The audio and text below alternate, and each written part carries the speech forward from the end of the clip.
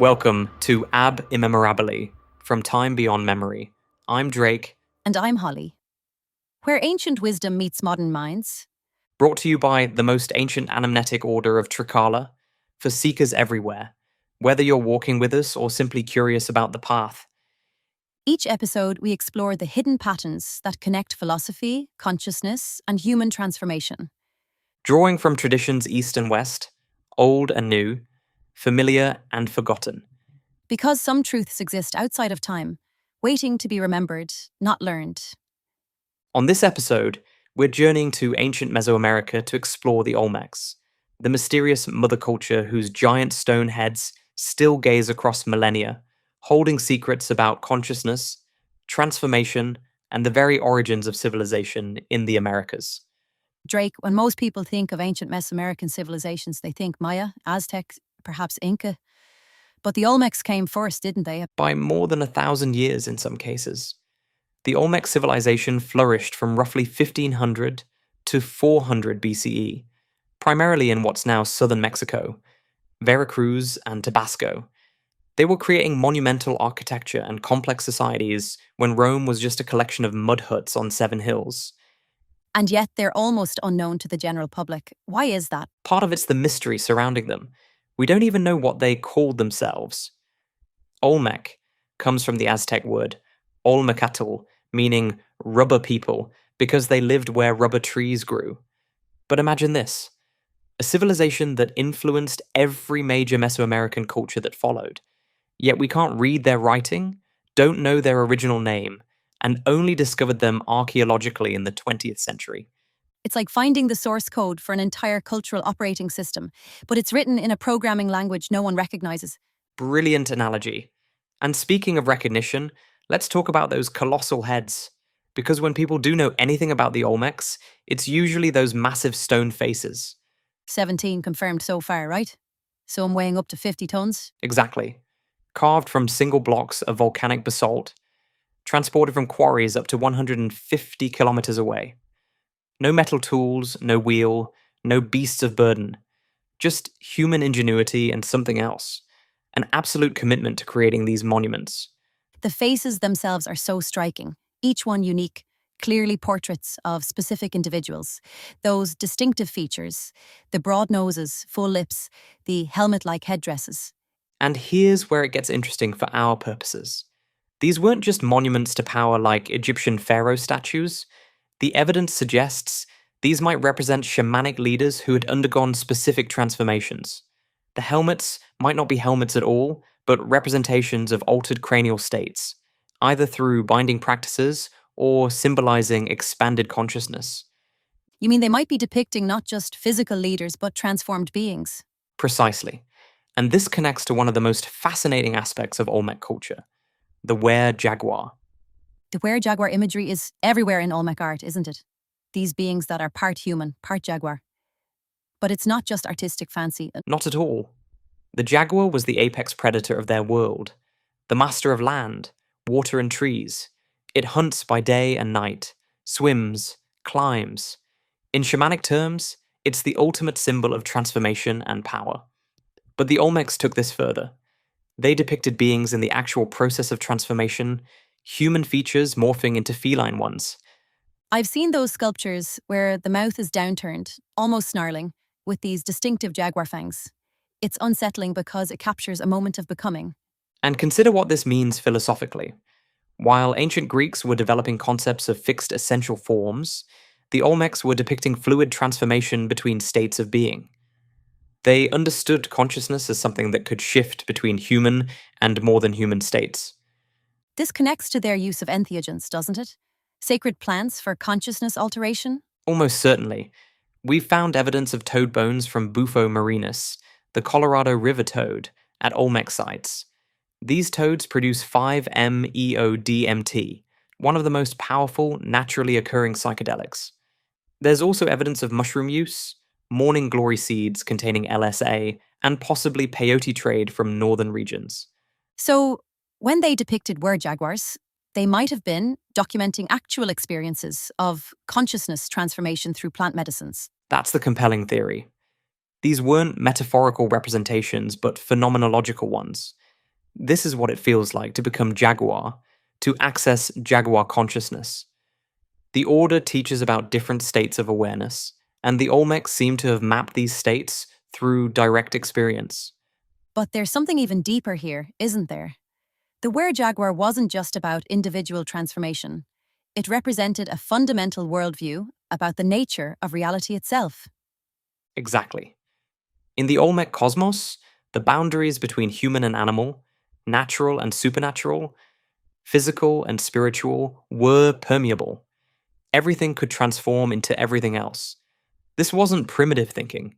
It was sophisticated understanding of consciousness as fluid, reality as malleable. And they encoded this understanding everywhere. Those small jade figurines they created, many of them show the transformation process frozen at different stages. You can see the human features stretching, morphing, the jaguar emerging. The craftsmanship is extraordinary. Some of these pieces are barely inches tall, yet they capture complex emotional and spiritual states. Terror, ecstasy, the dissolution of ego boundaries, all carved in jade with stone tools. Speaking of jade, let's talk about their jade work more. They carved jade into the most extraordinary forms, often these haunting faces that seem to capture transformation moments. Jade was more valuable than gold to them. They saw it as containing life force, its green color connecting it to maize, to water, to regeneration. But they also understood its acoustic properties. Strike certain jade pieces and they ring like bells. Some researchers think these were used as consciousness altering tools through sound. Sound as a transformational technology. That's something the Order explores too. How certain frequencies can shift consciousness states. And the Olmecs seemed to understand this 1500 years before the Common Era. They created stone sculptures with acoustic properties, chambers that amplified and modified sound. They were engineering consciousness shifting environments. Recent acoustic analysis of Olmec sites has revealed something remarkable. The ceremonial plazas at San Lorenzo and La Venta have specific acoustic properties. A person speaking from certain points would have their voice amplified and transformed, creating an otherworldly effect.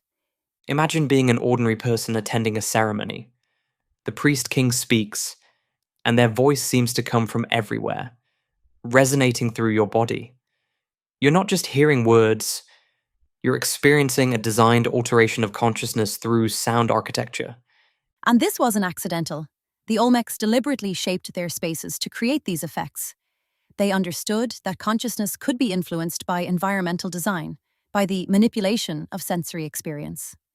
This principle appears in the Order's teachings too, that the spaces we inhabit shape our consciousness.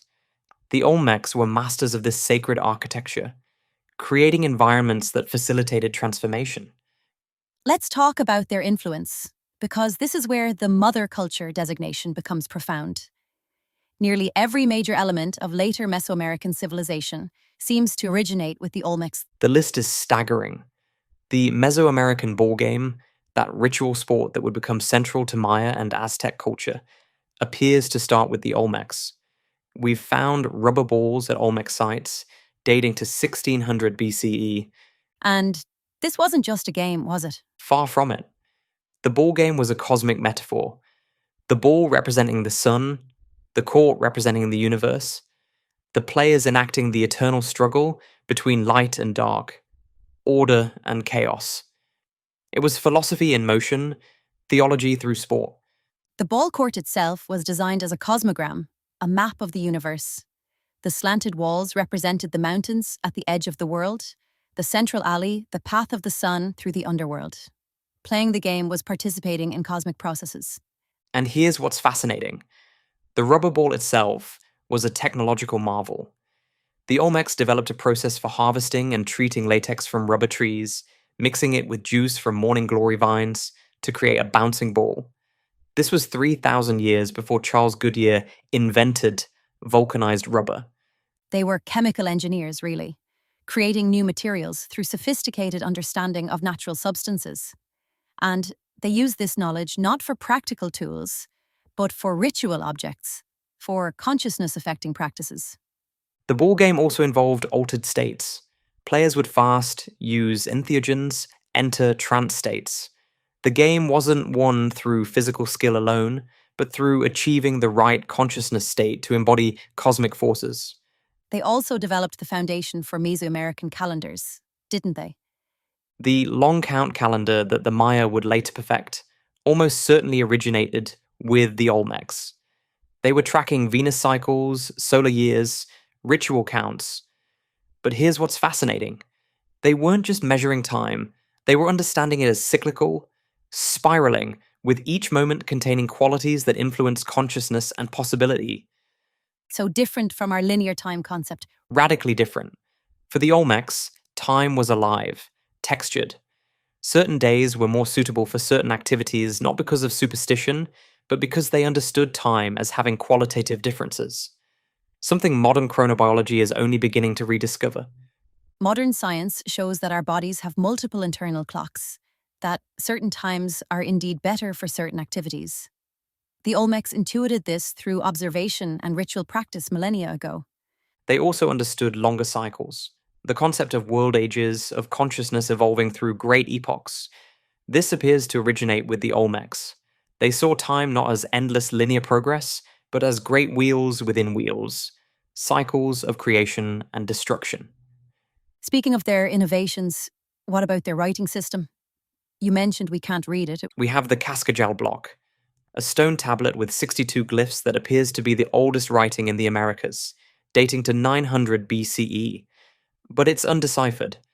We can see its true writing. Symbols representing language, but we can't crack the code. It's like having a book from an alien civilization. What patterns can we see in it? The symbols include natural forms, insects, plants, tools, but arranged in ways that suggest complex meaning. Some scholars think it might be logosyllabic, like later Mayan writing, where symbols can represent both concepts and sounds, but without a Rosetta Stone, we're guessing.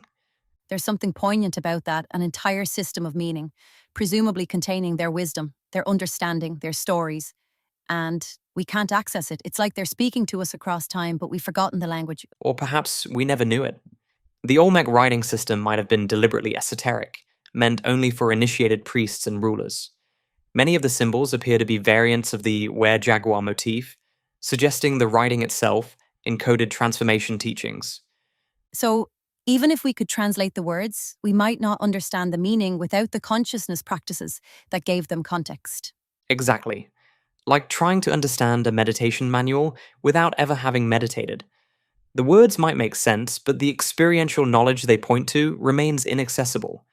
This brings us to something crucial, their concept of the axis mundi, the world tree or cosmic mountain that connects the underworld, our world, and the heavens.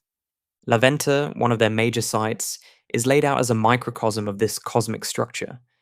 The pyramid represents the cosmic mountain, the plazas, the different levels of reality. Walking through the city was walking through a map of consciousness itself.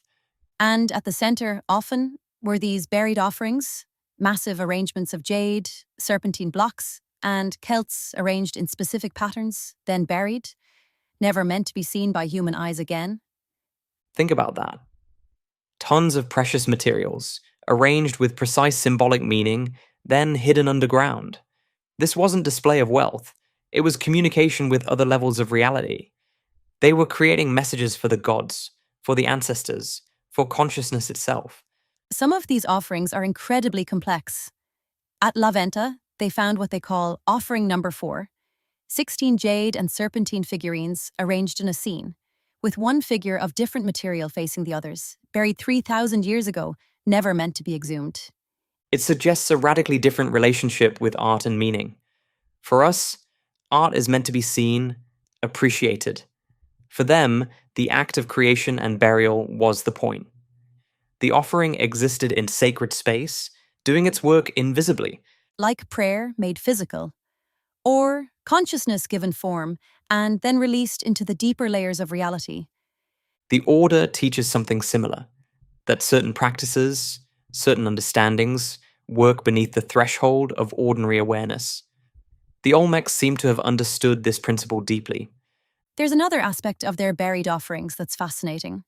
Many include polished magnetite mirrors. These mirrors were clearly sacred objects, but their purpose is mysterious. Ah, the Olmec mirrors. These weren't for checking your appearance. They were made from iron ore polished to incredible smoothness, creating a dark, reflective surface. John Carlson's research suggests they might have been used for divination, for scrying, for accessing other states of consciousness. A black mirror as a portal to other realities. And here's what's remarkable. When you look into these magnetite mirrors in low light, the reflection is distorted, dreamlike. Your face appears but transformed, otherworldly. It's like looking at yourself from another dimension. The Aztecs, inheritors of Olmec tradition, associated such mirrors with Tezcatlipoca, the god whose name means smoking mirror. He was the deity of conflict, transformation, and hidden knowledge. The mirror as a technology of self-confrontation, of seeing beyond the ordinary self. The Olmecs understood that transformation requires seeing yourself clearly, including the shadow aspects, the hidden dimensions. There's a darker aspect to Olmec culture we should address: the evidence of human sacrifice, bloodletting rituals. Yes, and this is where we need to be careful not to impose modern moral frameworks without understanding the consciousness paradigm they operated within. For the Olmecs, blood was the most precious offering because it contained life force. Bloodletting, usually self-inflicted by rulers and priests, was about feeding the cosmos, maintaining the balance that kept reality stable. It's hard for modern minds to grasp, deliberately suffering to maintain cosmic order. But consider parallels in other traditions. Christian martyrs, Hindu ascetics, Buddhist monks undertaking extreme practices. The idea that transformation requires sacrifice, and that consciousness evolution demands offering something precious, appears across cultures. The Olmec rulers would pierce their tongues, earlobes, genitals, letting blood onto bark paper, which was then burned. The smoke carried the offering to other realms. And this wasn't done lightly or frequently. These were careful, ritual acts performed at specific times for specific purposes. The ruler's blood was especially potent because they were seen as axis mundi themselves, connecting points between worlds. Though the Olmecs took it to extremes, we'd find difficult to accept. Absolutely. But understanding their worldview helps us see why. They believed consciousness and cosmos were interconnected, that human actions directly influenced cosmic harmony. Every ritual, every bloodletting, every ball game was about maintaining the delicate balance that kept chaos at bay. In their cosmology, the universe required constant maintenance through ritual action. Without it, the sun might not rise, the rains might not come, the cosmic order might collapse. It's a heavy responsibility. Believing your ritual actions literally maintain reality. But it also speaks to a profound sense of human agency and cosmic participation that we've largely lost. The order teaches about conscious participation in cosmic processes, though obviously through very different methods than bloodletting. Yes, the principle of conscious participation remains valid even if the specific practices have evolved. The Olmecs understood that humans aren't passive observers of reality, but active participants in its creation and maintenance. Let's talk about their mysterious decline. By 400 BCE, the major Olmec centers were abandoned. No clear evidence of invasion, plague, or catastrophe. They just transformed into something else. And this is perhaps their greatest teaching. They didn't collapse so much as disperse, their influence spreading throughout Mesoamerica like seeds. The Maya, the Zapotec, the eventual Aztec, all carried forward Olmec innovations, each developing them in unique directions. It's like they completed their purpose and dissolved back into the cultural matrix. The order teaches something similar, that certain wisdom traditions arise to plant specific seeds in human consciousness, then fade once their work is done. The Olmecs gave Mesoamerica its foundational cosmology, its ritual framework, its understanding of transformation. Then they step back into mystery. There's something profound about a civilization that influences everything after it yet remains essentially unknowable. It reminds us that not all wisdom is meant to be fully understood intellectually. Some truths are transmitted through symbol, through practice, through altered states that can't be captured in words. The environmental factors in their decline are interesting too. Some evidence suggests that the Olmecs may have altered their environment through intensive agriculture to the point where it couldn't sustain their ceremonial centers. They literally transformed their landscape through their practices. The raised fields, the drainage systems, the massive earthworks. All of this changed the ecology of the region. It's a reminder that transformation isn't always sustainable if it's not in harmony with natural cycles. Even profound wisdom traditions can overreach. Yet their influence persisted. The Maya explicitly claimed descent from Olmec wisdom. The Aztecs saw Olmec artifacts, recognizing them as power objects from the ancient ones. Even today, indigenous communities in the region maintain practices that likely descend from Olmec traditions. The use of certain plants, specific ritual timings, the ballgame in modified forms. The wisdom survives even when the civilization doesn't. Perhaps that's the real measure of a culture's success. Not how long it lasts, but how deeply it plants its seeds in human consciousness. What do you think the Olmecs' greatest contribution was to human understanding? I think it's their concept of transformation as the fundamental nature of reality. While other ancient civilizations were building cosmologies based on fixed hierarchies and eternal forms, the Olmecs saw everything as fluid, transformable, human to jaguar, earth to sky, time as spiral rather than line. And they didn't just philosophize about it, they developed technologies of transformation, entheogens, acoustic environments, ritual practices, the ball game. They were engineers of consciousness. Exactly. And perhaps that's why their influence was so profound. They weren't just sharing ideas, but practices, techniques, ways of shifting awareness that could be adapted by different cultures while maintaining their transformative power. The Were-jaguar appears in different forms throughout Mesoamerica for the next 2,000 years. The jaguar warriors of the Aztecs, the jaguar gods of the Maya, all carrying forward that Olmec insight about transformation. Even the Spanish conquistadors noted the power of jaguar symbolism, how indigenous peoples would invoke jaguar spirits for protection and power. The Olmec innovation was so profound, it survived even the conquest. It makes me wonder what other Olmec innovations we haven't recognized yet. What wisdom is still encoded in those stone heads, waiting to be understood? Or perhaps the real question is, what wisdom is encoded in us, planted there by traditions like the Olmecs, waiting to be activated? The order speaks of anamnesis, unforgetting what we've always known. Maybe the Olmecs understood this too, that certain truths aren't learned, but remembered, awakened by the right symbols, the right practices. The Were-jaguar as a symbol of our own potential transformation. The colossal heads as mirrors of our own forgotten magnitude. The buried jade offerings as reminders that the most precious wisdom is often hidden from ordinary sight. You know, there's new technology being applied to Olmec sites. LiDAR scanning is revealing massive earthworks and structures we never knew existed, hidden beneath jungle canopy. Entire ceremonial complexes, canal systems, raised fields. A whole landscape of meaning we're just beginning to discover. It's like the jungle has been keeping their secrets, revealing them only now when perhaps we're ready to understand differently. Or when we desperately need their wisdom about transformation. As our own civilization faces crisis, the Olmec understanding of consciousness as fluid, reality as transformable, becomes increasingly relevant. The order suggests we're approaching our own transformation point as a species. Perhaps the Olmec wisdom is resurfacing now because we need it. You know what strikes me most about the Olmecs? They show us that profound wisdom traditions can exist completely outside the Greek-derived philosophical framework most of us inherit. No Platonic forms, no Aristotelian logic, yet they developed sophisticated understandings of consciousness, time, transformation. It's humbling, really. We often act as if Western philosophy is the pinnacle of human thought, but the Olmecs were exploring consciousness through completely different doorways and reaching profound insights. Insights we're only beginning to appreciate. Modern neuroscience confirms that entheogens can create lasting positive changes in consciousness. Quantum physics suggests time might indeed be more fluid than linear. Acoustic therapy shows sound can alter brain states. The Olmecs knew this 3,000 years ago.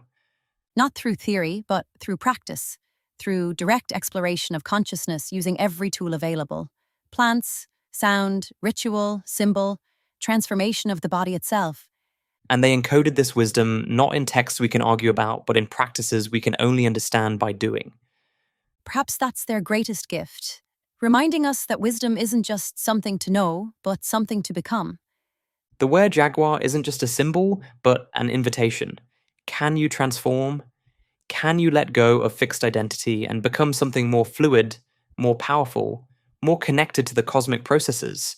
And the answer isn't found in books, but in practice, in direct experience, in the willingness to enter the transformation process.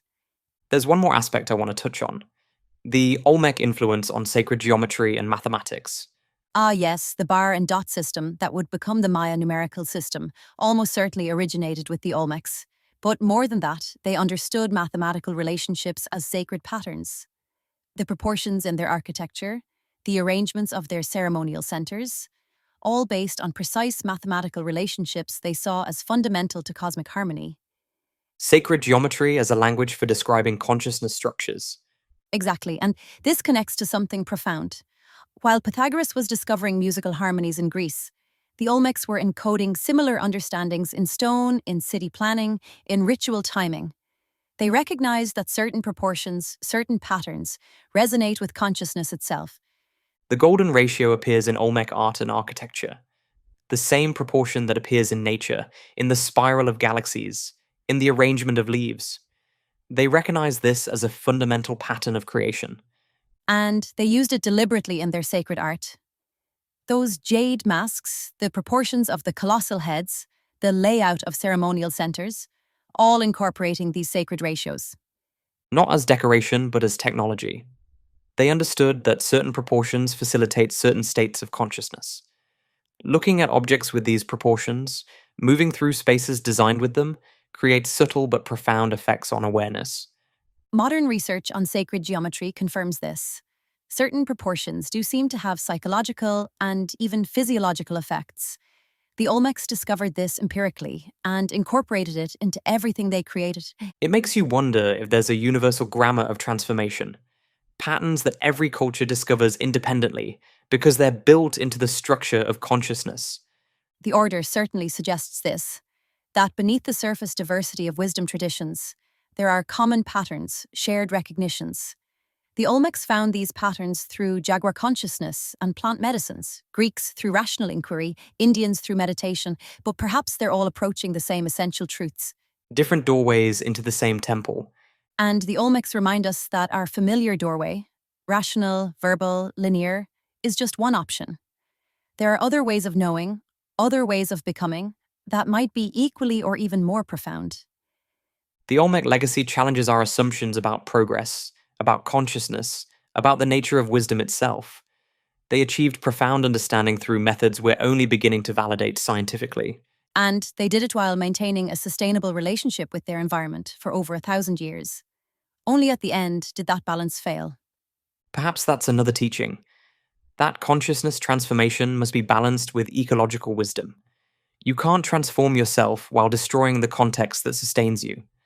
The jaguar knew this. It's an apex predator, but also a keystone species, maintaining the balance of the entire ecosystem. The Olmecs understood they needed to be like the jaguar, powerful but balanced, transformative but sustainable. Until they forgot, or circumstances changed beyond their ability to adapt. But the wisdom survived. In the cultures that followed, in the practices that persisted, in the symbols that still speak to something deep in human consciousness. The were-jaguar still prowls through our collective unconscious, reminding us of our capacity for transformation. The colossal heads still gaze across time, holding space for mysteries we haven't yet remembered how to perceive. Thank you for joining us for this exploration. Ab immemorabili, from time beyond memory. Until next time, keep questioning, keep growing. And remember, the wisdom you seek has always been within you. You're not learning it. You're remembering it.